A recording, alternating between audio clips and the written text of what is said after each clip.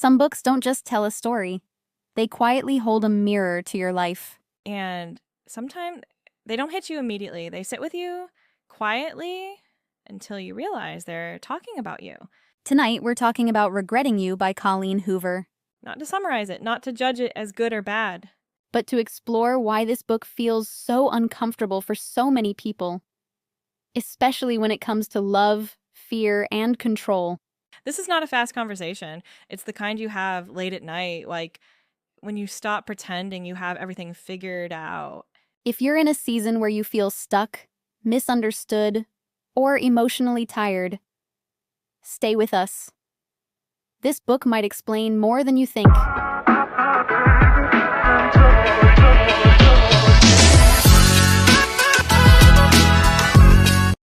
Okay, oh my. Let's start with the part that makes this book not just a family drama. The story becomes intense after the big turning point, the tragedy. But I don't want to start there. I want to ask something more uncomfortable. Before everything happened, was this relationship already broken? Or was it just normal mother daughter conflict that would have passed? Because people always say they loved each other. Sure, but love doesn't automatically mean safety. And I'm not fully convinced that Morgan's love was healthy from the start. It felt like she was running the whole house like a prevention program. Don't do this, don't become that, don't make the mistake I made. And Clara, as a teenager, reacts like a teenager. She pushes back. She wants to breathe. She wants to choose. So my question is, was Morgan protecting Clara or Britt?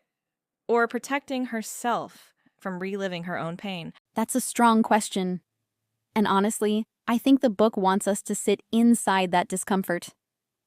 Because Morgan's behavior can look like control, but if you zoom out, you see the psychology. She became a mother very young. Her life became responsibility very early, and she built her identity around, I must keep my child safe because the world is dangerous. That kind of love isn't calm love. It's anxious love. But you're right. Sometimes anxious love becomes controlling without realizing it. And the tragedy is, Morgan doesn't notice the shift. In her mind, she's being a good mother. In Clara's mind, she's being suffocating. What makes it deep is that both interpretations can be true at the same time. But does good intention excuse the impact? Because I see people romanticizing Morgan like she sacrificed everything. And yes, she did, but sacrifice can turn into debt. Like, I gave up my dreams, so you owe me obedience. I'm not saying Morgan says it like that out loud, but you feel it underneath. And Clara feels it too. Like, that's why she becomes reactive. She's not only fighting rules, she's fighting the invisible pressure of being someone's redemption story. So here's my problematic. The book sells this idea that Clara is immature and Morgan is realistic, but I don't fully buy it. I think Clara is doing what any human does when they don't feel respected. She acts louder. I love that you said impact versus intention, because that's the heart of the conflict. And I agree. Sacrifice can become emotional currency. But I also want to be fair. Morgan didn't choose sacrifice as a strategy.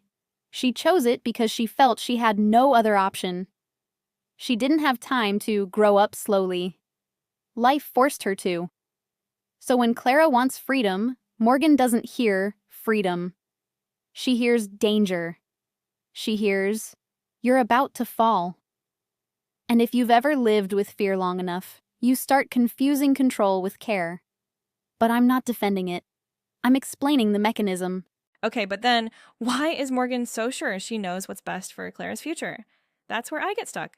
Because the book shows Clara has her own personality, her own desires, and Morgan seems to treat those as naive, like a phase. It's almost like she doesn't see her daughter as a separate person yet. And I think the tragedy proves something. The biggest danger wasn't Clara's choices. It was the lack of honest communication in that house. Yes. And that's why starting before the tragedy matters. Because the tragedy doesn't create the distance. It exposes it. Here's what I think was happening. They were speaking two languages. Morgan speaks the language of prevention. I'm trying to save you. Clara speaks the language of identity. I'm trying to become myself. And those two languages clash because they sound like disrespect to each other. Morgan hears rebellion. Clara hears mistrust. But then there's another layer the book adds, the adult relationship dynamics. Because Morgan's marriage, the stability of the home, it's not as solid as Clara thought, and that changes everything. This is where I want to go deeper. When the truth comes out, it doesn't only break Morgan. It breaks Clara's understanding of reality. And suddenly, Clara isn't just a teenager acting out. She's a teenager realizing the adults around her were not honest. That's heavy. So my question, does the book suggest that teenagers sometimes see the truth more clearly than adults, but they don't have the power to name it? That's one of the most painful things in the story.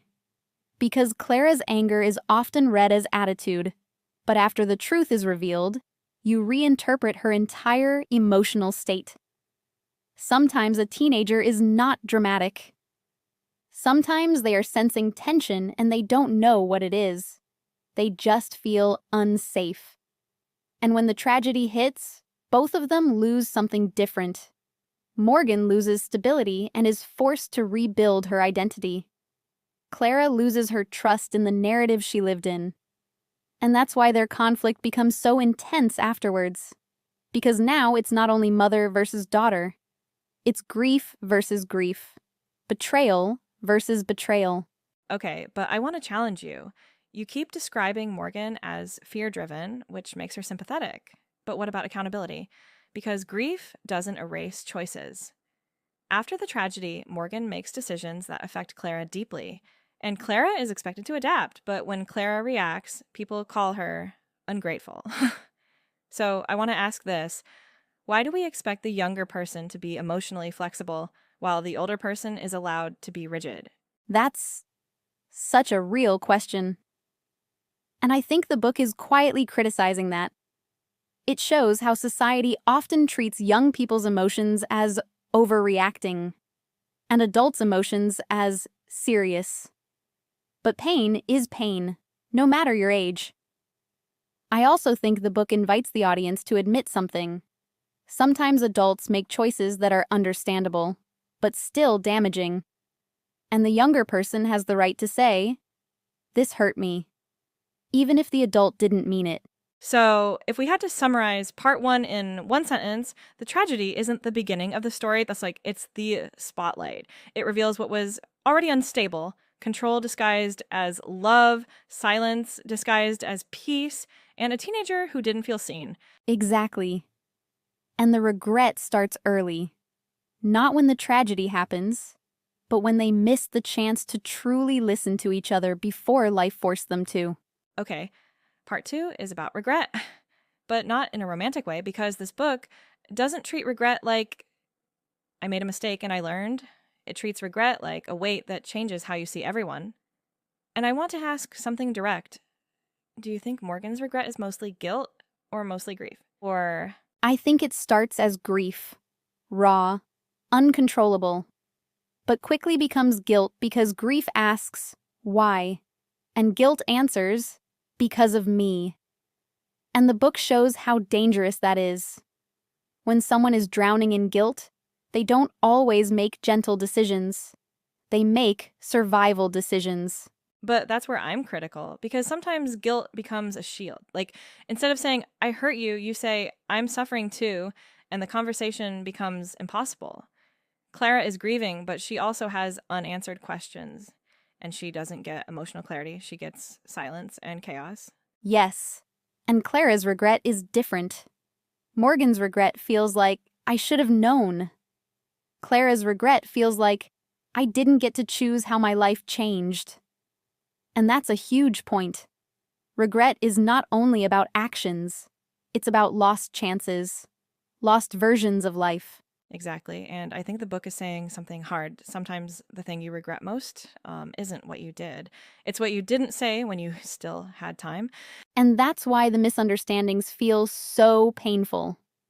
Because after the turning point, Their relationship doesn't have the luxury of being messy, but fixable. Now it's messy, and everyone is wounded. So here's my problematic for this part. When the truth breaks the family story, who owns the right to rebuild it? Because Morgan tries to rebuild stability fast. Clara wants truth first. And neither of them is wrong. Stability without truth feels fake. Truth without stability feels unsafe. That's why they keep clashing. They're trying to heal with different priorities. And I think this is where listeners will relate the most, because so many families don't fight about hatred. They fight about unmet emotional needs. Yes. And the book leaves you with a quiet question. If you could go back to one moment before everything fell apart, would you speak, even if it changed everything? Part 3 is where we talk about the biggest theme: love across generations, RY, and the fear of repeating the past. And what it means to let someone live their own life, even when you're terrified for them. I think the book shows that love becomes control when someone believes, if I don't hold tightly, everything will fall apart. Morgan doesn't just want Clara to be safe. She wants the future to be predictable, because unpredictability already destroyed her once. But I'm going to challenge that. At some point, protecting your child can become protecting your ego. Like, I can't handle being wrong. Because if Clara chooses differently, it forces Morgan to face a painful idea that maybe sacrifice wasn't the only way. That's true. And that's why letting go feels like losing identity. If you built your whole life around, I survived for you, then your child choosing their own path can feel like rejection, even if it's not. And Clara's side is also complicated, because teenagers don't just want freedom, they want to be trusted, and when they don't feel trusted, they start proving a point, sometimes in messy ways. Yes. The book doesn't say Clara is perfect. It shows that independence can look like harshness when you're still young and full of emotion. But it also shows that harshness can be a form of self-defense.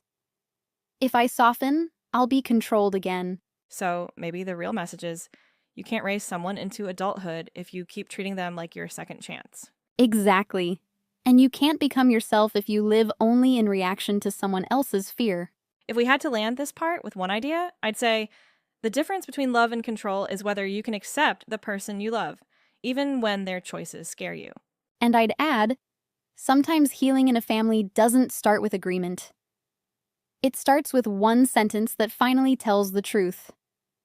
I was afraid, but I still want to understand you.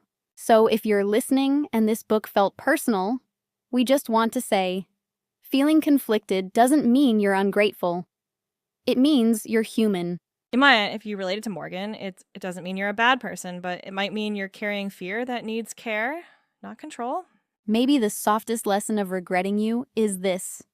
Regret isn't only about what happened. It's about what we didn't heal in time. And if this conversation made you think of someone, your mom, your daughter, your younger self, maybe your next step isn't to fix everything. Maybe it's just to start one honest conversation. If you want, tell us in the comments. What part of this book stayed with you the most? Was it love or was it regret? And if you're in a season where you feel lost, stuck, or emotionally tired, we're glad you're here. You're not behind. You're becoming. Good night, and take care of your heart.